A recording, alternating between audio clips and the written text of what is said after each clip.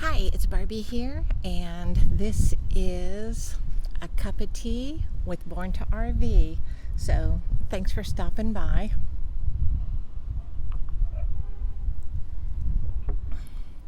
I was just talking to one of my neighbors about what kind of fears do you have RVing? And I said, right from the start, I was afraid that we'd blow a tire. Driving down the road in a motor coach, you blow a front tire. You hear these horror stories about it. Just terrible, terrible stories. And the last time we were in the Midwest, we were going. So you know those roads the roads are cut right through the mountaintop. So you have a wall of rock, and then there's a shoulder lane, and then two lanes going east, and then a wall of rock, and then the westbound traffic was on the other side, which was still another cutout. Well, here we are, barreling down the road, that's at a comfortable 70 miles per hour, and it was not that busy. It was a Sunday evening at 5:20, and all of a sudden we heard boom, pop, boom, pop sound. It was actually boom, pop together. And all of a sudden we heard pop. You knew it was a blowout. And within 4 seconds, I would say 3.5 seconds, John had us pulled over to the side of the road. And we got out to investigate. And we walked back, and you could see it was a rock. Fallen rocks. You see those signs everywhere. Well, a fallen rock, it was a rolling rock by the time we hit it. And that's blew our tire.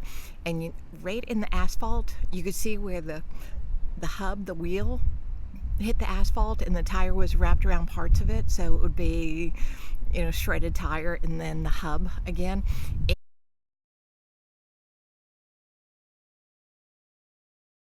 And it blew, went right to the hub, and we were able to carry the coach right over to the side of the road.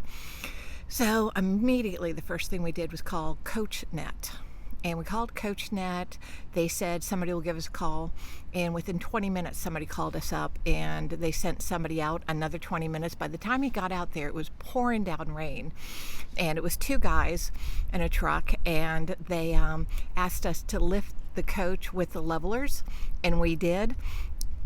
We used our levels to lift the coach high enough, and on the side it was all stony, and they worked right through that, changing the tire, pouring down rain. 1 hour and 30 minutes after the blowout, we were on the road again. And this was my biggest fright of RVing. Now, were we just darn lucky? Probably a little luck, but I just think they make these coaches so well now. That's, your chassis makers, people say, the paneling here, the wood there, that's the inside the house. But the chassis, they seem to be put together very well. We took our coach to Spartan. We were already scheduled, and we took it to Spartan to make sure that everything was okay. And they checked it all out, and they said everything was fine. My experience, just don't be tired. Be aware of your surroundings. And if you have a blowout, you're going to have the resolve to handle it immediately. Just pull over to the side of the road. Always, know what road you're on, what you can do, all that. Just be aware of your surroundings. I'm not afraid of blowouts anymore. I was petrified of blowouts, but I'm not afraid of them anymore. Our very first coach had those bands that go around it. We had bought a used coach, and it came with it. And the new coach, when we bought it, it didn't have any of that. Yeah, we never bought the bands or anything, but that's it. Blowout, the hub hits asphalt and just moves. It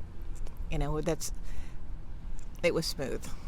It was just really, really smooth. Now, once again, we might be the luckiest people in the world, but it's enough for me not to fret about it anymore. I used to really worry. And we love the travel days, but that would be in the back of my head. I would be so worried about that. Now I know if it happens, we'll just deal with it. hour and a half off the road is not that bad. All right. We'll talk to you later, and thank you so much for stopping by. Bye-bye. Boom! Pop! Boom pop sound. It was actually pop! And it was a big, that was not a very big sound, a pop!